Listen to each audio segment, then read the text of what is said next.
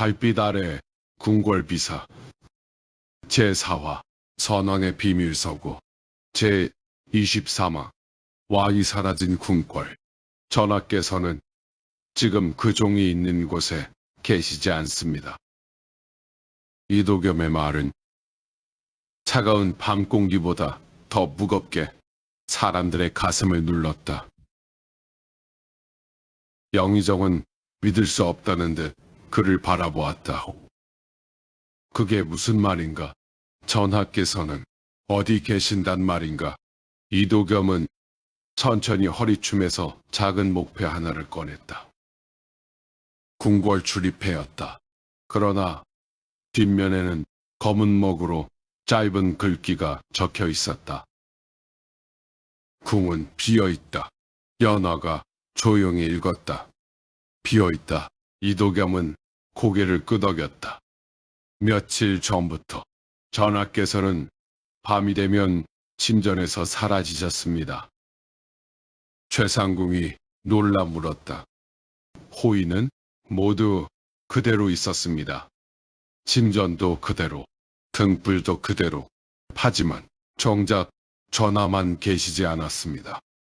연못 위를 스치는 바람이 갑자기 차가워졌다.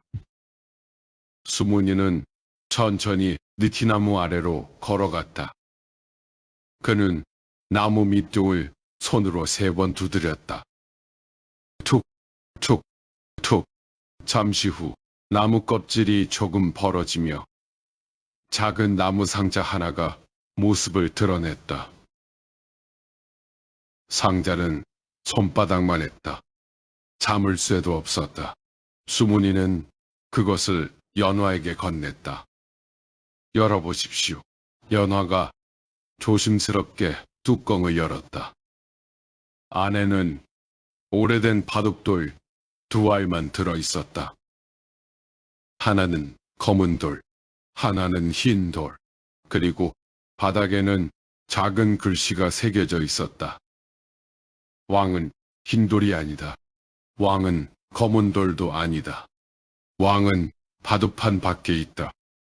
윤참군이 미간을 찌푸렸다. 무슨 뜻이지? 영의정은 바둑돌을 오래 바라보다가 천천히 말했다. 선왕께서는 정치 이야기를 바둑으로 비유하시곤 했소. 한서진이 조용히 말을 이었다. 바둑판 안에서는 돌들이 싸웁니다. 그러나 판 밖에서 바둑을 두는 사람은 따로 있지. 순간 모두가 말없이 서로를 바라보았다. 혹시 지금까지 싸워온 사람들은 모두 바둑돌에 불과했던 것은 아닐까? 그때 멀리 궁궐에서 희미한 피리 소리가 들려왔다. 낮고 기능률 최상궁의 얼굴이 순식간에 굳어졌다. 저 소리는 무슨 소리입니까? 연화가 묻자 최상궁은 떨리는 목소리로 대답했다. 새벽 조회를 알리는 피리가 아니다. 왕이 홀로 궁을 나설 때만 부는 곡이다. 이도겸이 급히 고개를 들었다. 그렇다면 전하께서 움직이셨다는 뜻입니다. 수문이는 피리 소리를 가만히 듣고 있었다. 그러다 아주 조용히 중얼거렸다. 아닙니다. 전하께서 부르게 하신 소리가 아닙니다. 누군가 전하를 대신하고 있습니다. 그 말이 끝나자 모두의 등골을 서늘한 기운이 훑고 지나갔다. 왕이 없는 궁궐, 왕을 대신하는 누군가, 그리고 왕명을 가장한 명령. 조각처럼 흩어져 있던 의문들이 하나의 그림으로 이어지기 시작했다. 바로 그 순간 연못 한가운데 활짝 피어있던 연꽃이 천천히 흔들리기 시작했다. 꽃잎이 하나씩 떨어지는 것이 아니었다. 꽃잎이 물 위에 글자를 만들고 있었다. 첫 번째 꽃잎, 동, 두 번째 꽃잎, 진, 세 번째 꽃잎, 문. 영의정은 숨을 멈췄다. 동진문, 한서진도 놀란 눈으로 연못을 바라보았다. 그 문은 선왕께서 폐쇄하신 문이 아닌가. 수문이는 처음으로 긴장한 표정을 감추지 못했다. 아니, 폐쇄한 것이 아닙니다. 기다리게 한 것입니다. 그는 연꽃이 만든 세 글자를 바라보며 조용히 말했다. 마지막 문은 궁 안에 있는 것이 아니라 동진문 너머에서 열립니다. 달빛은 조금씩 기울고 있었다. 그리고 동쪽 하늘 가장자리에는 아주 희미한 새벽빛이 검푸른 어둠을 밀어내기 시작했다. 제25막 동진문을 여는 새벽, 동쪽 하늘이 아주 희미하게 푸르러지기 시작했다. 밤은 아직 끝나지 않았지만 새벽은 이미 궁궐을 향해 걸어오고 있었다. 연못 위에 떠있던 세 글자는 천천히 물결 속으로 스며들었다. 동, 진, 문, 동진문. 그 이름 하나만으로도 영의정의 얼굴에는 오래된 기억이 떠올랐다. 젊은 시절 선왕께서 나를 단 한 번 그 문으로 데려가신 적이 있었어. 연화가 조용히 물었다. 그곳에는 무엇이 있었습니까? 영의정은 천천히 고개를 저었다. 끝내 들어가지 못했다. 문 앞에서 선왕께서 이렇게 말씀하셨지. 사람은 준비되면 문을 찾는다. 그러나 문은 준비된 사람만 연다. 수문인이 나지막이 말했다. 그 말은 지금도 변하지 않았습니다. 갑자기 연못 위를 스치던 바람이 멎었다. 신기하게도 버드나무 잎 하나 움직이지 않았다. 새들도 울음을 멈추었다. 마치 세상이 숨을 참고 있는 듯했다. 그 순간 연화가 들고 있던 푸른 등잔의 불꽃이 길게 솟구쳤다. 불꽃은 허공에서 한 줄기의 빛이 되어 동쪽 숲을 향했다. 연화는 놀란 눈으로 등잔을 바라보았다. 길을 가리키고 있습니다. 이도겸은 즉시 말을 돌려 세웠다. 동진문까지는 말을 타고도 한식경. 산길로 가면 조금 더 빠를 것입니다. 한서진은 천천히 주변을 둘러보았다. 아니, 저들은 우리가 동진문으로 향할 것을 이미 짐작하고 있다. 윤창근도 고개를 끄덕였다. 큰 길은 위험합니다. 숲길로 돌아가야 합니다. 바로 그때 머리 위에서 까마귀 한 마리가 크게 울었다. 그러더니 동쪽이 아니라 서쪽으로 날아갔다. 수문인의 눈빛이 번뜩였다. 이상하다. 왜 그렇습니까? 연화가 묻자 그는 낮은 목소리로 대답했다. 까마귀는 우리를 감시하는 눈이다. 그런데 방금 놈은 우리를 지나쳐갔다. 한서진도 하늘을 올려다보았다. 감시가 아니라 누군가에게 급히 알리러 가는군. 그 말을 들은 이도겸은 얼굴이 끄덕졌다. 우리가 늦었습니다. 그때였다. 멀리 동쪽 숲에서 갑자기 하얀 안개가 피어오르기 시작했다. 처음에는 가느다란 실처럼 보였지만 순식간에 숲 전체를 삼켜버릴 만큼 짙어졌다. 최상궁이 놀라 중얼거렸다. 이 계절에 저런 안개가. 수문이는 단호하게 말했다. 자연의 안개가 아닙니다. 누군가 동진문을 숨기고 있습니다. 연화는 안개 너머를 바라보았다. 희미하게, 아주 희미하게 무너진 성문 하나가 모습을 드러냈다. 기둥은 반쯤 기울어 있었고 덩굴 식물이 문짝을 뒤덮고 있었다.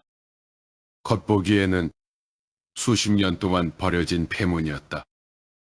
그러나 등잔의 푸른 불빛은 한치의 망설임도 없이 그 문만을 향하고 있었다.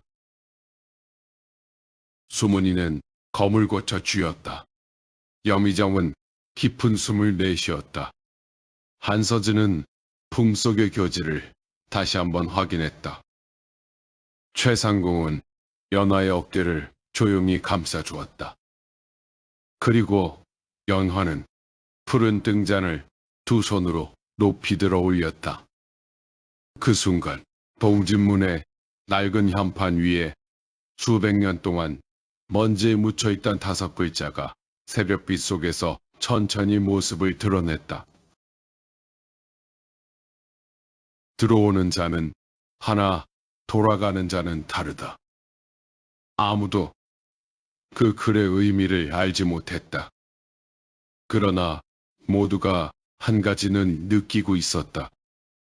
동진문의 운턱을 넘는 순간 그들은 더 이상 20해 전에 진실을 찾는 사람들이 아니라 조선의 운명을 바꾸는 마지막 증인이 될 것이라는 사실을. 제26막 동진문의 문지박. 동진문 앞에는 바람조차 머뭇거렸다. 허물어진 담장 사이로 담쟁이 덩굴이 길게 늘어져 있었고 녹슨 문짝에는 수십 번의 계절이 남긴 흔적이 켜켜이 쌓여 있었다. 겉으로 보기에는 오래전에 버려진 폐문. 그러나 연화가 들고 있는 푸른 등잔은 문 앞에 이르자 더욱 밝게 타오르기 시작했다. 푸른 불꽃은 마치 살아있는 것처럼 문짝을 천천히 훑었다. 그 순간 낡은 쇠못 하나가 스스로 풀려 바닥으로 떨어졌다. 툭! 이어 두 번째, 세 번째, 기. 아무도 문을 밀지 않았는데 동진문의 문짝이 아주 천천히 안쪽으로 열리기 시작했다. 문 안에는 안개뿐이었다. 빛도 없고 길도 보이지 않았다. 그저 사람 하나 삼킬 만큼 짙은 안개가 고요히 흐르고 있었다. 윤참군이 검끝으로 안개를 가르려 했지만 칼날은 허공만 스쳤을 뿐이었다. 이상합니다. 안개가 아니라 무언가를 감추고 있습니다. 수문이는 낮게 말했다. 문을 통과하는 순서를 바꾸면 안 됩니다. 모두가 그를 바라보았다. 왜 그렇습니까? 연화가 묻자 수문이는 돌문 아래를 가리켰다. 거기에는 아주 희미하게 발자국 5개가 새겨져 있었다. 첫 번째는 작은 발, 두 번째는 궁녀의 신발, 세 번째는 군화, 네 번째는 관복의 신, 그리고 마지막 하나는 맨발이었다. 수문이는 천천히 말했다. 선왕께서 정한 길입니다. 첫 번째, 연꽃의 아이. 그는 연화를 바라보았다. 두 번째, 기억을 지닌 사람. 최상궁이 조용히 앞으로 나섰다. 세 번째, 칼을 지닌 사람. 윤참군이 검을 거두고 발을 옮겼다. 네 번째, 기록을 지닌 사람. 영의정과 한서진은 비망록과 교지를 함께 품에 안았다. 연화는 마지막 발자국을 바라보다가 조용히 물었다. 그럼 맨발은 누구입니까? 수문이는 잠시 침묵했다. 그의 얼굴에 처음으로 슬픔이 스쳐 지나갔다. 돌아가지 못한 사람, 그 자리는 아직도 비어 있습니다. 그 말이 끝나자 안개 속에서 희미한 발자국 소리가 들려왔다. 사각, 사각, 맨발이 흙길을 걷는 소리. 모두 숨을 죽였다. 연화는 자신도 모르게 등잔을 높이 들었다. 푸른 불빛이 안개를 가르자 아주 잠깐 흰 치마자락 하나가 저편으로 사라지는 것이 보였다. 최상구미의 입술이 떨렸다. 소연. 그러나 그 모습은 순식간에 안개 속으로 스며들어 사라졌다. 바로 그때 동지문 안쪽에서 오래된 종소리 하나가 은은하게 울려 퍼졌다. 팅! 한 번뿐인 종소리였다. 수문이는 천천히 눈을 감았다. 문이 우리를 받아들였습니다. 연화는 깊게 숨을 들이마셨다. 그리고 아무도 밟지 않았던 첫 번째 발자국 위에 조용히 자신의 발을 올려놓았다. 그 순간 짙은 안개가 좌우로 갈라지며 한 줄기의 오솔길이 모습을 드러냈다. 길 끝에는 오래된 기와지붕 하나가 새벽 안개 너머로 희미하게 서 있었다. 그 지붕 처마 아래에는 작은 나무 현판이 바람에 흔들리고 있었다. 등잔의 푸른 불빛이 현판을 비추는 순간 수백 년 동안 감춰져 있던 세 글자가 선명하게 모습을 드러냈다. 망심제.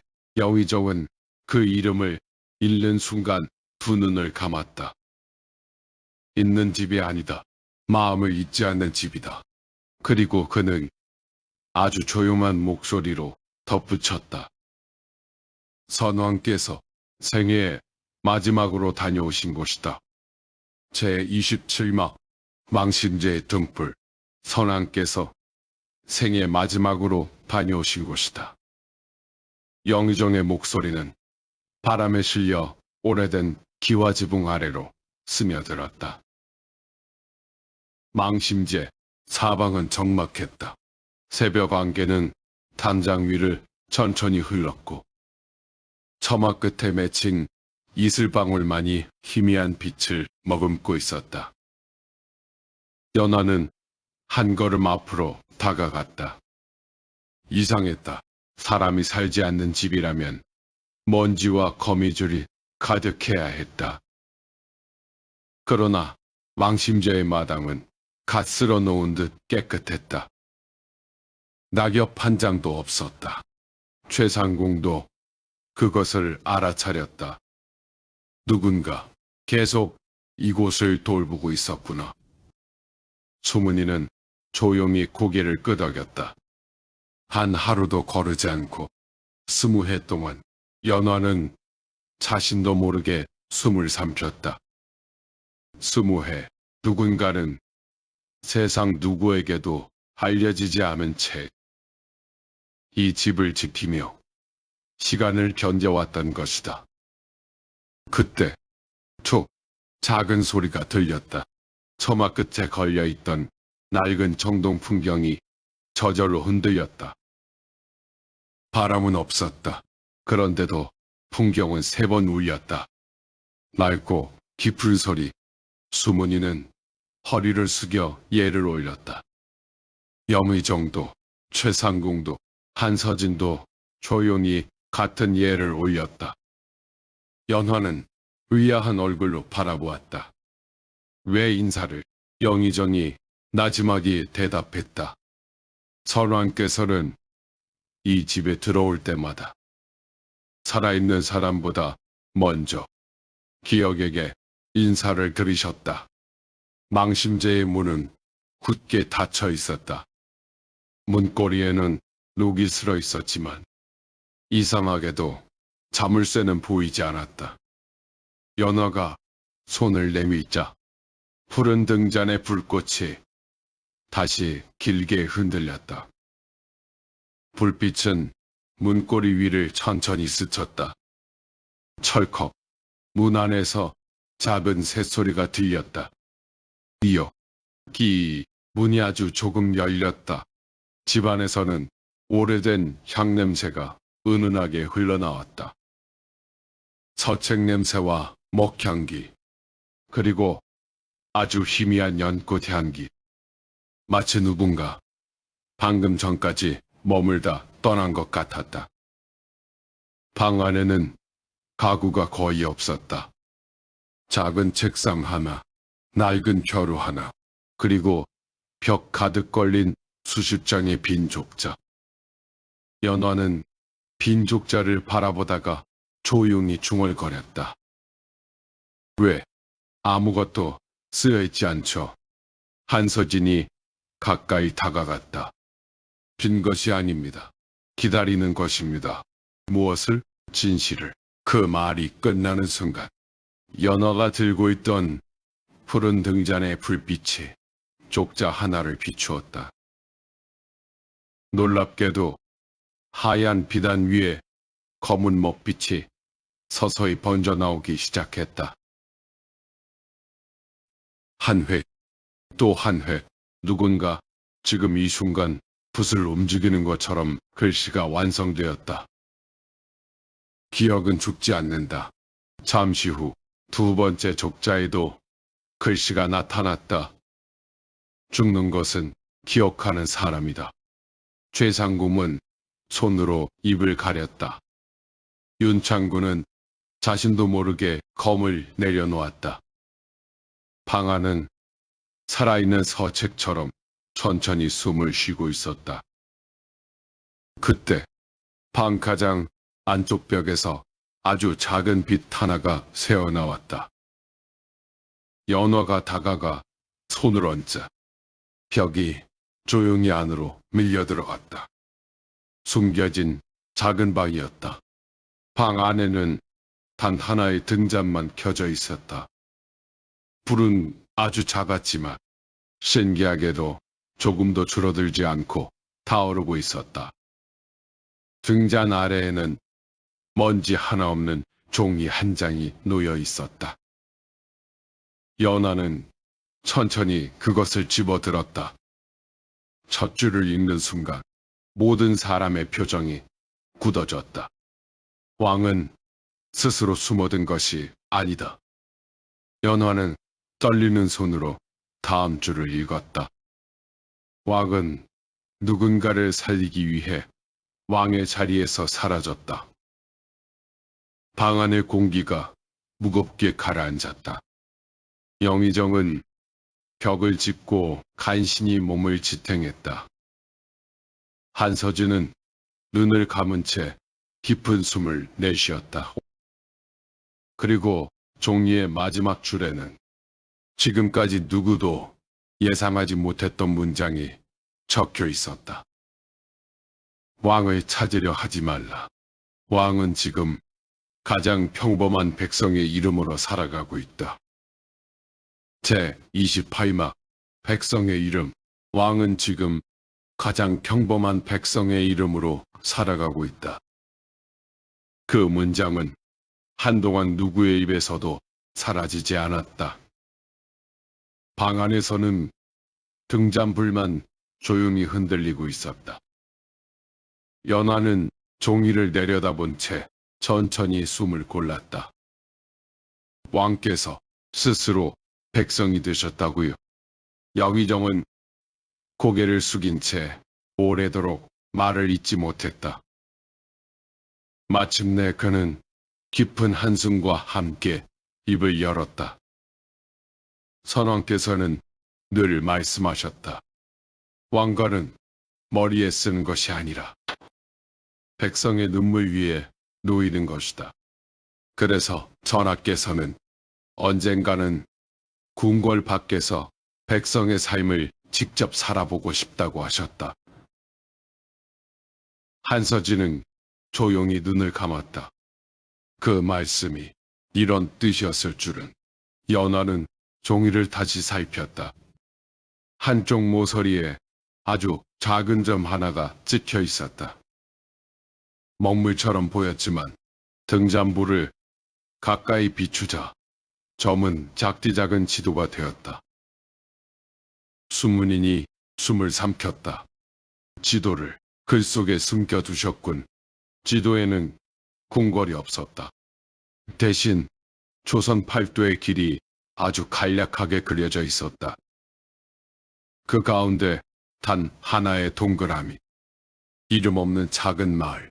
마을 옆에는 짧은 글씨가 적혀 있었다. 사람들이 가장 늦게 찾는 곳으로 가라. 윤창군이 미간을 찌푸렸다. 지명이 없군. 이도겸도 고개를 저었다. 의도적으로 지운 것입니다. 한서진은 천천히 미소를 지었다. 아니다. 지운 것이 아니다. 찾는 사람만 알 수 있도록 남겨둔 것이다. 바로 그때 망신제 밖에서 작은 빗방울 소리가 들렸다. 톡, 톡, 톡. 연화는 문 밖을 내다보았다. 하늘에는 구름이 없었다. 그런데도 마당 한가운데만 빗방울이 떨어지고 있었다. 최상궁이 놀란 목소리로 말했다. 저곳은 우물이 있던 자리다. 그러나 지금은 우물이 보이지 않았다. 연화는 빗방울이 떨어지는 곳으로 천천히 걸어갔다. 발끝으로 땅을 살짝 밀자 마른 흙 아래에서 둥근 돌뚜껑 하나가 모습을 드러냈다. 수문인이 조용히 무릎을 꿇었다. 망신제의 숨은 우물. 선왕께서는 주요한 약속을 남기실 때마다 이 우물에 달을 비추셨습니다. 영의정과 한서진이 함께 돌뚜껑을 밀었다. 끼익 무거운 돌이 열리자 깊은 우물 속에는 물이 없었다. 대신 돌계단이 아래로 이어지고 있었다. 연화가 등잔을 비추자 계단 벽마다 수많은 이름이 새겨져 있는 것이 보였다. 왕의 이름도 대신의 이름도 아니었다. 롱부, 대장장이, 약촉군, 뱃사공, 서당훈장, 아이를 업은 어머니, 평범한 백성들의 이름이었다. 최상공은 눈물을 삼켰다. 전하께서는 이분들을 모두 기억하셨던 거야. 영의정은 벽에 새겨진 이름 하나를 손끝으로 어루만졌다. 왕이 나라를 다스린 것이 아니라 백성이 왕을 지켜주었음을 끝까지 잊지 않으셨구나. 그 순간 우물 가장 깊은 곳에서 아주 오래된 목소리 하나가 메아리처럼 울려 퍼졌다. 왕을 찾지 말라. 백성을 찾아라. 메아리는 천천히 우물벽을 타고 올라와 망신제를 가득 채웠다. 그리고 연화의 손에 들린 푸른 등잔은 이전보다 훨씬 밝게 타오르며 우물 아래 가장 깊은 계단 하나를 조용히 비추기 시작했다. 그 계단 끝에는 누군가 방금 지나간 듯 아직도 희미한 젖은 발자국이 남아 있었다. 제29막 젖은 발자국의 주인. 젖은 발자국은 계단 아래에서 시작되지 않았다. 오히려 가장 깊은 곳에서 위를 향해 이어지고 있었다. 마치 누군가가 조금 전까지 그곳에 있다가 조용히 계단을 올라간 것처럼. 연화는 등잔을 높이 들었다. 푸른 불빛이 발자국 위를 스쳐 지나가자 신기하게도 물기가 사라지지 않았다. 수문인이 계단 앞에 무릎을 꿇었다. 손끝으로 발자국을 살짝 만졌다. 차갑지 않았다.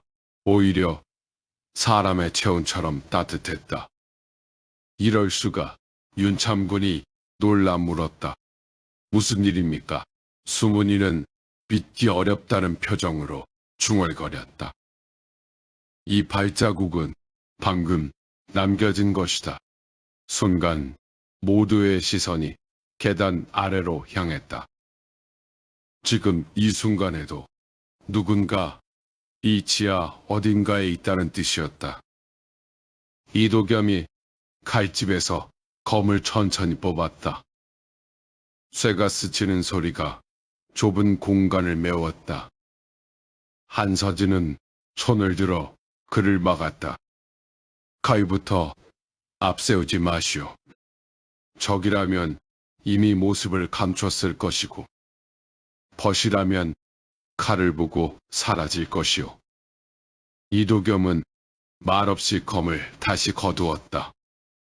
그때 계단 아래에서 희미한 노랫소리가 들려왔다. 아주 오래된 자장가였다.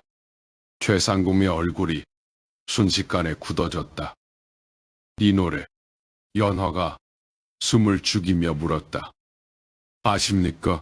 최상궁은 떨리는 목소리로 대답했다. 소연이가 아이를 안고 부르던 노래다. 노랫소리는 가까워지는 듯 하다가 다시 멀어졌다. 마치 누군가 일부러 사람들을 이끌고 있는 것 같았다. 연화는 한 걸음, 또 한 걸음 계단을 내려갔다. 계단 끝에는 둥근 섭실이 나타났다. 천장은 둥글게 이어져 있었고 벽마다 작은 등잔 수십 개가 놓여 있었다. 그런데 이상하게도 등잔에는 기름도 심지도 없었다. 그럼에도 모두 희미한 푸른빛을 내고 있었다. 방 한가운데에는 돌로 만든 원형 탁자가 있었다. 탁자 위에는 바둑판 하나가 놓여 있었다. 흑돌은 단 하나, 백돌도 단 하나, 두 돌은 서로 마주보고 있었다. 연화가 가까이 다가가는 순간, 딸까 어디선가 아주 작은 소리가 들렸다. 아무도 손대지 않았는데 흑돌이 저절로 한 칸 움직였다. 이어서 백돌도 한 칸 움직였다. 영의정이 숨을 멈췄다. 이 바둑은 끝나지 않은 대국이다. 수문인이 조용히 말했다. 선왕께서 마지막까지 두셨던 바둑. 상대가 누구였는지는 아무도 모른다. 그때 탁자 아래에서 작은 나무함 하나가 천천히 밀려 나왔다. 연화는 조심스럽게 뚜껑을 열었다. 안에는 오래된 집신 한 켤레가 들어있었다. 화려한 용무늬 신도, 비단 신도 아니었다. 수없이 기워시는 평범한 집신. 집신 밑창에는 흙이 아직도 붙어 있었다. 그리고 집신 곁에는 짧은 쪽지가 놓여 있었다. 왕은 이 신으로 백성의 길을 걸었다. 짐을 찾으려면 궁궐을 보지 말고 사람들의 얼굴을 보아라. 연화는 집신을 두 손으로 조심스레 들어 올렸다. 그 순간 집신 밑창에서 작은 나무패 하나가 떨어졌다. 툭! 나무패 앞면에는 단 하나의 글자가 새겨져 있었다. 민, 백성민. 연화가 뒤집어 보았다. 뒷면에는 누군가 급히 새긴 듯한 글이 있었다. 까마귀는 왕을 찾고 있다. 그러나 왕은 이미 까마귀들 속에서 그들을 지켜보고 있다. 그 문장을 읽는 순간 석실 어디선가 낮고 느린 웃음소리가 울려 퍼졌다. 드디어 그 글을 읽었군. 모두가 동시에 뒤를 돌아보았다. 석실 가장 깊은 어둠 속 등잔불이 닿지 않은 그림자 안에 허름한 베옷을 입은 한 노인이 지팡이를 짚은 채 조용히 서 있었다. 그의 눈빛은 놀라울 만큼 맑았다. 그리고 그는 연화를 바라보며 아주 천천히 입을 열었다. 면꽃은 예전보다 늦게 피었구나. 제30막 베옷을 입은 노인. 면꽃은 예전보다 늦게 피었구나. 노인의 목소리는 크지 않았다. 그러나 그 한마디는 돌벽을 타고 석실 구석구석으로 번져나갔다. 연화는 자신도 모르게 한 걸음 앞으로 나섰다. 저를 아십니까?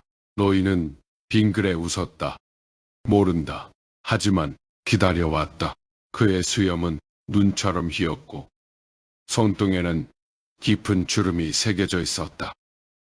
허름한 베옷은 수십 번 기운 흔적이 남아 있었지만 허리춤에 메인 매듭 만큼은 왕실에서만 쓰는 오래된 방식이었다. 영의정의 눈이 크게 흔들렸다. 설마 노인은 천천히 고개를 저었다. 아니다. 내가 생각하는 그 사람은 이미 오래전에 죽었다.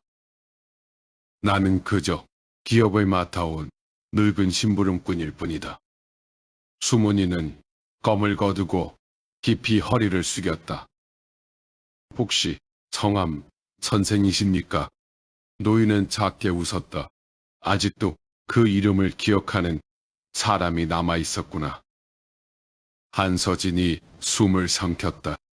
성함, 그 이름은 궁중에서도 전설처럼 전해지는 인물이었다. 선왕의 스승. 그러나 20회 전 갑자기 사라져 모든 기록에서 이름이 지워진 사람. 연하는 놀란 눈으로 노인을 바라보았다. 정말 선왕의 스승이셨습니까? 노인은 대답 대신 석실 한쪽 벽을 바라보았다. 아니다. 나는 왕에게 글을 가르친 적은 있어도 사람을 가르치지는 못했다. 그 말에는 깊은 후회가 담겨 있었다. 성함은 천천히 바둑판 앞으로 걸어갔다. 흑돌 하나를 손에 들었다. 그리고 연화를 바라보며 물었다. 면꽃차, 사람은 무엇 때문에 거짓말을 하는 줄 아느냐? 연화는 잠시 생각하다가 대답했다. 자신을 지키기 위해서입니다. 성함은 조용히 고개를 저었다. 절반만 맞았다. 그는 흑돌을 다시 내려놓았다. 사람은 남을 살리기 위해서도 거짓말을 한다. 석실하니 다시 조용해졌다. 최상궁의 눈가에는 어느새 눈물이 맺혀 있었다. 그녀는 마치 오래전 기억을 떠올리는 사람처럼 입술을 깨물었다. 성함은 품속에서 낡은 비단 주머니 하나를 꺼냈다. 주머니는 여러 번 꿰맨 흔적이 있었지만 안에 든 물건만큼은 소중히 간직한 것이 분명했다. 그는 그것을 연화에게 건넸다. 열어보아라. 연화가 조심스레 끈을 풀었다. 안에는 작은 목각 인형 하나가 들어있었다. 투박하게 닦은 연꽃 모양. 바닥에는 아이가 긁어 쓴 듯 서툰 글씨가 새겨져 있었다. 아버지께 연화는 손끝이 떨렸다. 이건 성함이 나직이 말했다. 20해 전 한 아이가 아버지에게 주려고 만든 것이다. 그러나 끝내 전해지지 못했다. 여미저미 떨리는 목소리로 물었다. 그 아이는 성함은 창백한 새벽빛이 스며드는 천장을 올려다보았다. 이 나라에서 가장 외로운 아이였다. 아버지는 살아있었지만 아버지를 아버지라 부를 수 없었고 어머니는 살아있었지만 어머니를 어머니라 부를 수 없었다. 그때 석실 가장 깊은 곳에서 낮은 진동이 울리기 시작했다. 쿠르르르 돌격이 아주 조금 흔들렸다. 이도겸이 즉시 검을 뽑았다. 누군가 옵니다. 송은이네 얼굴이 굳어졌다. 그는 귀를 기울이다가 낮게 말했다. 발걸음이 아니다. 무거운 돌문이 열리고 있다. 성함은 조금도 놀라지 않았다. 오히려 담담한 표정으로 연하를 바라보았다. 시간이 왔다. 이제 너는 첫 번째 진실만 알게 될 것이다. 석실 맨 끝 벽이 천천히 갈라지기 시작했다. 수백 년 동안 닫혀있던 돌문 틈 사이로 기미한 햇살 한 줄기가 처음으로 스며들었다. 그리고 그 빛 속에서 한 사람의 그림자가 천천히 모습을 드러내기 시작했다. 그 그림자는 왕의 골룡포도, 백성의 베옷도 입고 있지 않았다. 대신 평범한 나무꾼의 옷차림에 어깨에는 낡은 지게 하나를 메고 있었다. 그러나 그가 허리를 펴는 순간 염유정은 얼굴이 새하얗게 질린 채 무릎을 꿇었다. 전하, 그 한마디와 함께 석실 안의 시간이 멈춘 듯 고요해졌다. 제31막 지게를 맨 임금. 전하, 영의정의 떨리는 목소리가 석실 안에 울려 퍼졌다. 그러나 지게를 맨 사내는 곧바로 대답하지 않았다. 그는 천천히 지게를 내려놓았다. 낡은 새끼줄이 바닥에 닿으며 낮은 소리를 냈다. 사내의 손은 거칠었다. 손바닥에는 굳은 살이 여러 겹 박여 있었고 손등에는 오래된 상처가 가득했다. 왕의 손이라기보다는 평생 산을 오르내린 나무꾼의 손이었다. 연화는 숨을 삼켰다. 그토록 찾아 헤매던 왕이 황금 용산이 아니라 낡은 지게 곁에 서 있었다. 사내는 조용히 영의정을 바라보았다. 오랜만이요, 영의정. 그 한마디에 영의정의 눈가가 붉어졌다. 정말 살아계셨습니까? 사내는 미소를 지었다. 죽었다고 믿는 사람이 많을수록 살아있기에는 더 좋은 세상이었어. 아무도 말을 잇지 못했다. 최상공은 끝내 눈물을 흘렸다. 윤참군은 검을 내려놓고 두 무릎을 꿇었다. 한서진 역시 깊이 머리를 숙였다. 그러나 왕은 손을 들어 그들을 말렸다. 절하지 마시오. 나는 지금 왕이 아니오. 그는 자신의 베옷을 가볍게 쓸어내렸다. 이 옷을 입은 뒤로 수천 명의 백성을 만났소.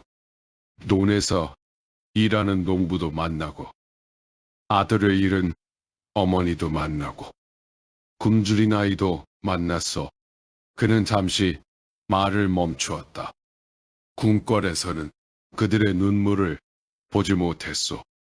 연하는 조심스럽게 앞으로 나아갔다. 전하, 왜 돌아오지 않으셨습니까? 왕은 그녀를 오래 바라보았다. 마치 오래전부터 알고 있었던 얼굴을 보는 듯한 눈빛이었다. 돌아올 수 없었어. 내가 궁으로 돌아오는 날 수많은 사람이 죽게 될 것을 알았기 때문이요. 수문인이 천천히 고개를 숙였다.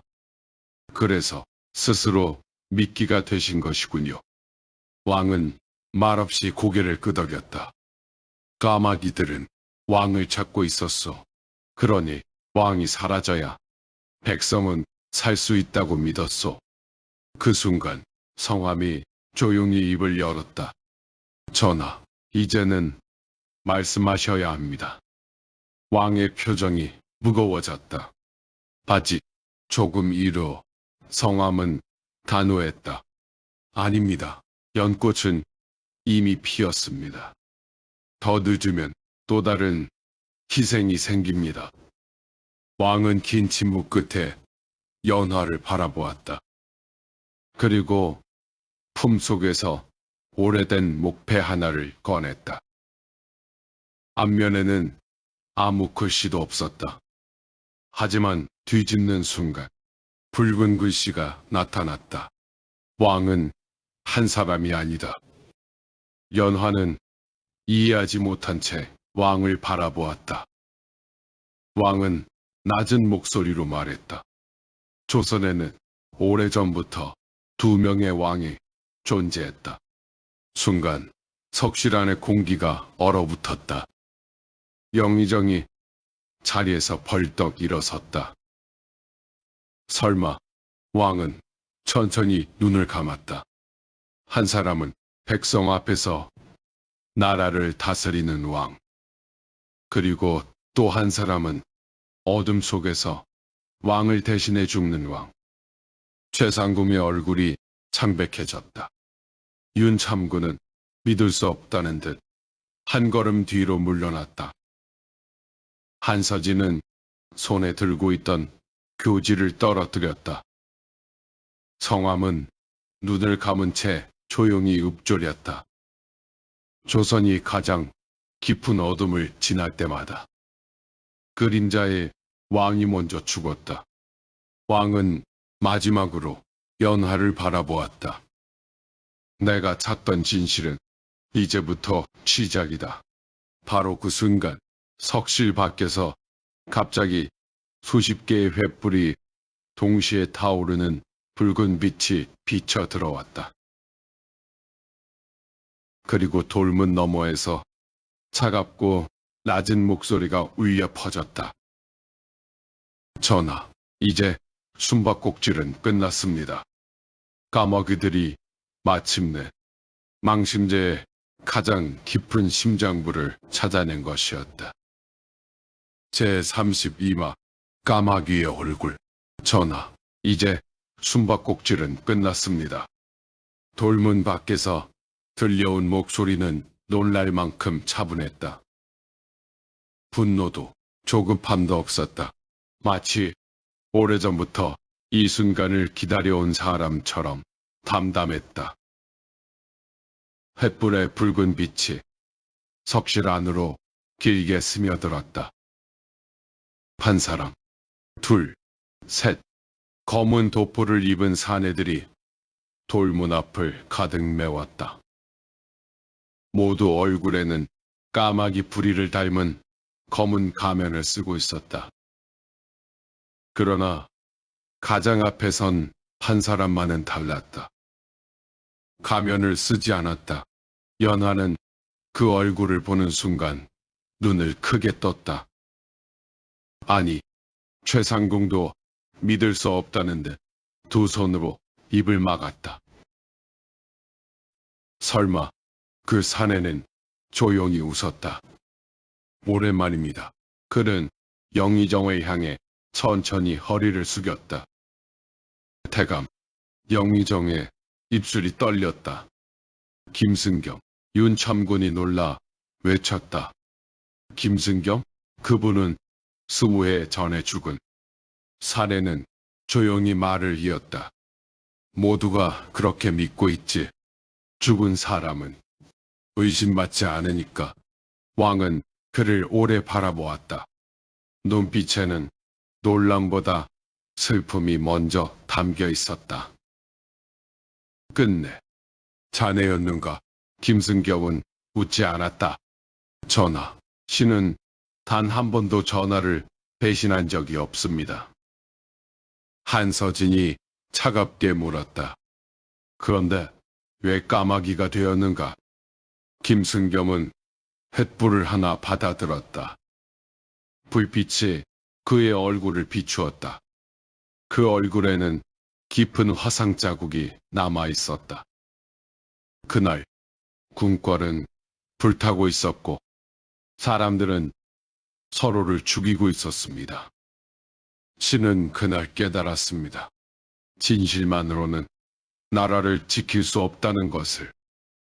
성압이 천천히 앞으로 걸어 나왔다. 그래서 거짓으로 나라를 지키겠다는 것이냐? 김승겸은 성함을 바라보며 깊이 인사했다. 스승님, 오래 살아계셨군요. 성함은 차갑게 말했다. 나는 내 스승이 아니다. 스승의 가르침을 버린 날부터 너는 내 제자가 아니었다. 잠시 침묵이 흘렀다. 횃불만 조용히 흔들렸다. 김승겸은 연화를 바라보았다. 연꽃, 너는 아직도 모든 것이 선과 악으로 나뉜다고 믿느냐? 연화는 한치도 물러서지 않았다. 사람은 잘못을 저지를 수 있습니다. 하지만 죄를 감추기 위해 또 다른 죄를 만드는 것은 옳지 않습니다. 김승겸은 처음으로 작게 웃었다. 전하, 저 아이는 당신과 참 많이 닮았습니다. 왕은 아무 말도 하지 않았다. 그 순간 밖에서 수십 마리 까마귀가 동시에 울었다. 김승겸은 하늘을 한번 올려다본 뒤 조용히 말했다. 시간이 되었군. 그는 손을 들어 올렸다. 검은 가면을 쓴 자들이 일제히 길을 열었다. 그 사이로 커다란 나무 상자 하나가 천천히 석실 안으로 들어왔다. 상자는 검은 천으로 덮여 있었다. 사람 둘이 겨우 들 만큼 무거워 보였다. 김승겸은 왕을 바라보며 말했다. 전하, 20해 동안 숨기셨던 것을 오늘은 모두 함께 보시지요. 그가 검은 천을 걷어내는 순간 석실 안에 모든 사람이 숨을 멈추었다. 상자 안에는 금으로 장식된 관 하나가 놓여 있었다. 왕의 관, 그러나 그 안에는 사람이 없었다.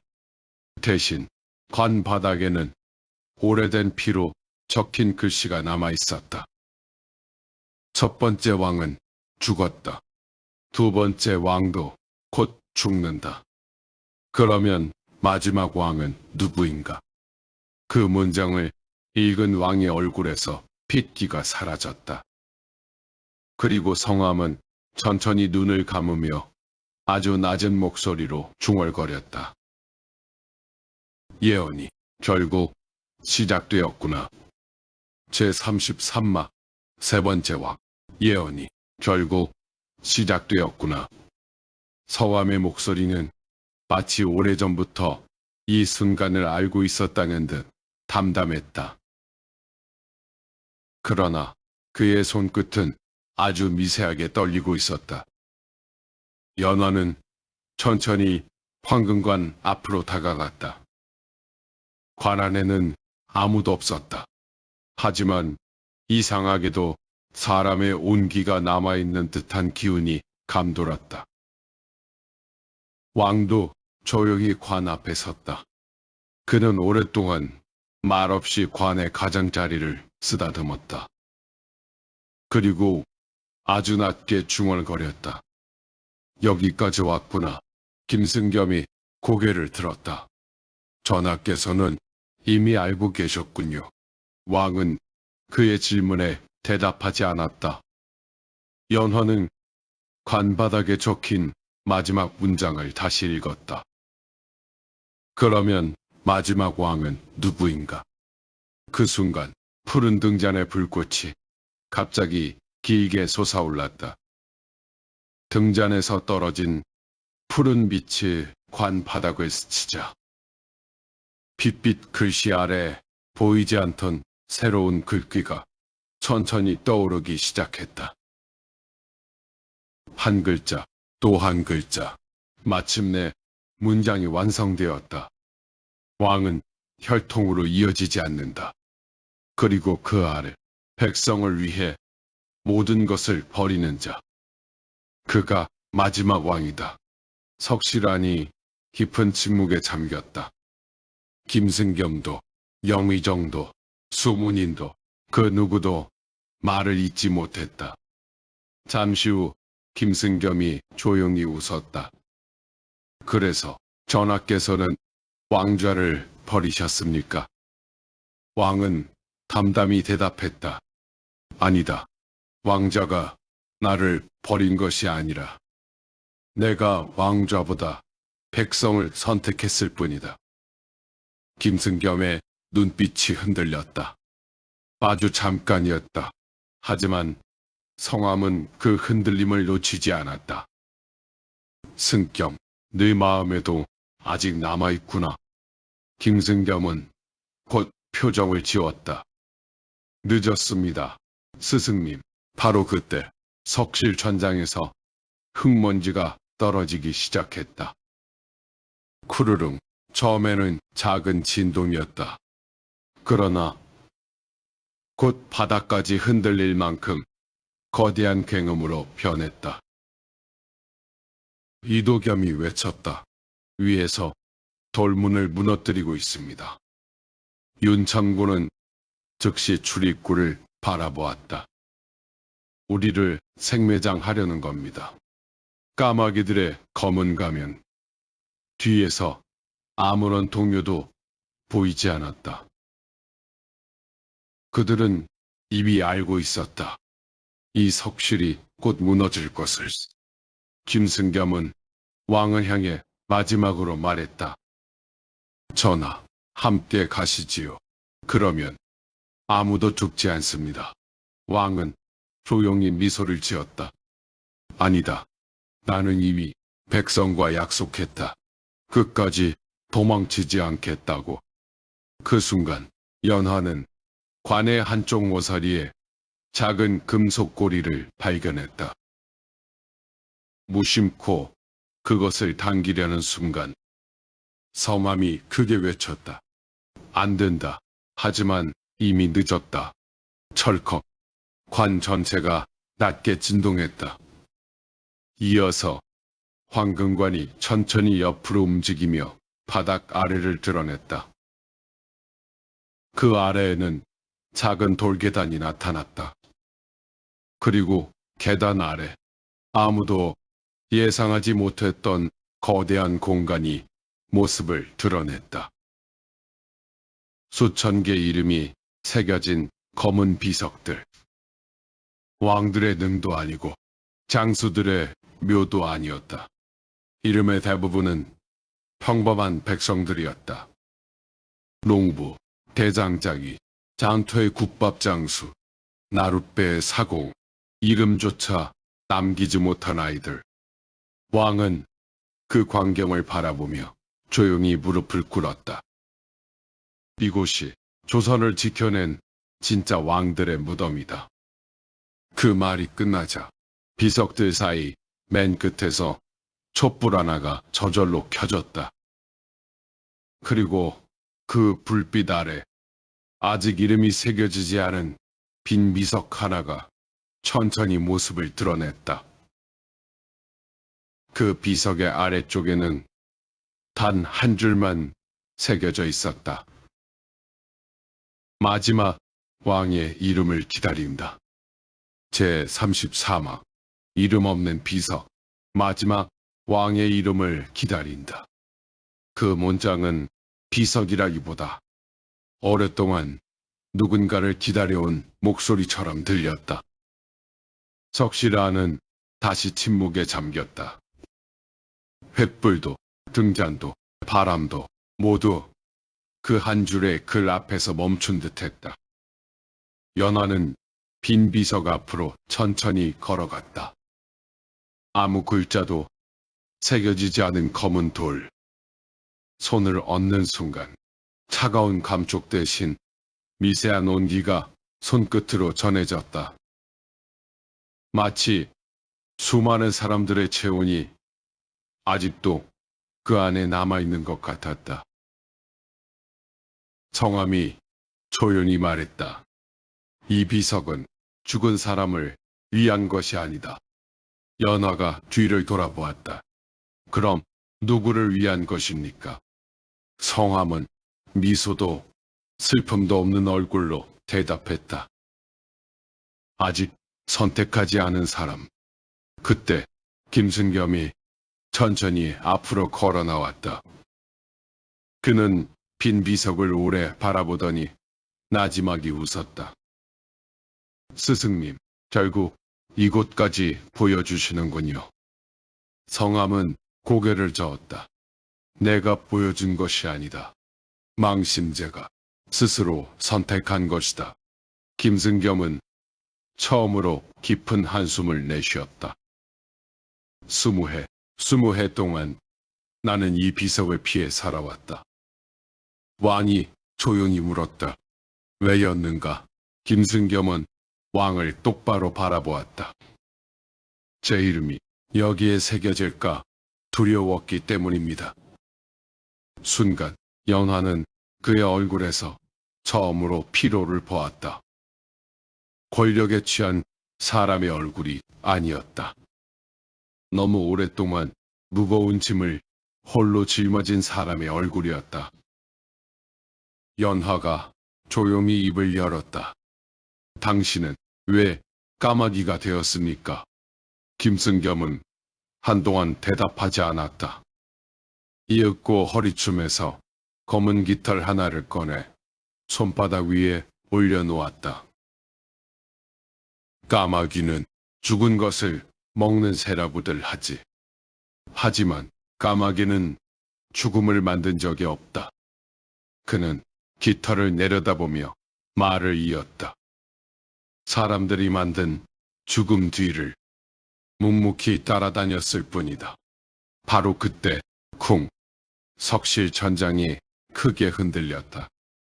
돌 조각 하나가 떨어져 비석 앞에 부딪혔다. 이도겸이 외쳤다. 더 버티지 못합니다. 수문인이 재빨리 사방을 살폈다. 이 아래에는 다른 길이 있다. 반드시 있을 것이다. 왕은 그러나 움직이지 않았다. 그는 비석들 사이를 천천히 걸었다. 하나하나의 이름을 손끝으로 어루만졌다. 이 사람은 가뭄이 들었을 때 자신의 쌀을 이웃에게 나누어 주었다. 조금 더 걸었다. 이 아이는 홍수 속에서 동생을 살리고 떠났다. 또 다른 비석 앞에서 걸음을 멈추었다. 이 노인은 평생 세금을 대신 내주다가 이름도 없이 죽었다. 연화는 놀라 물었다. 전하께서는 이분들을 모두 기억하십니까? 왕은 천천히 미소를 지었다. 왕이 백성을 잇는 순간 나라는 이미 무너진 것이다. 그 순간이었다. 비석 가장 끝에서 희미한 빛이 피어올랐다. 수천 개의 이름이 하나둘 은은하게 빛나기 시작했다. 마치 밤하늘의 별들이 땅으로 내려온 듯했다. 그리고 그 모든 빛이 천천히 하나의 빈 비석으로 모여들었다. 아직 이름이 없는 비석, 그 위에 먼지처럼 작은 글자가 떠올랐다가 이내 사라졌다. 연화는 분명히 보았다. 단 한 글자, 미나, 이름도 성도 아니었다. 오직 백성을 뜻하는 한 글자.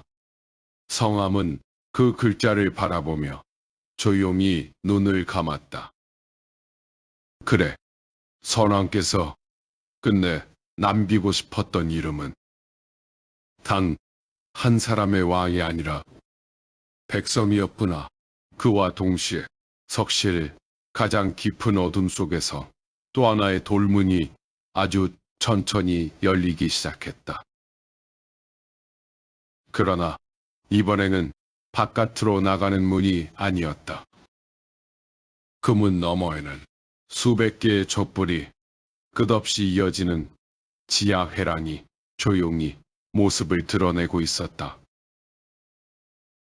그리고 회랑 입구의 돌기둥에는 이제껏 누구도 보지 못했던 문장이 새겨져 있었다. 진실을 아는 자는 들어올 수 있다. 진실을 견딜 수 있는 자만 나갈 수 있다.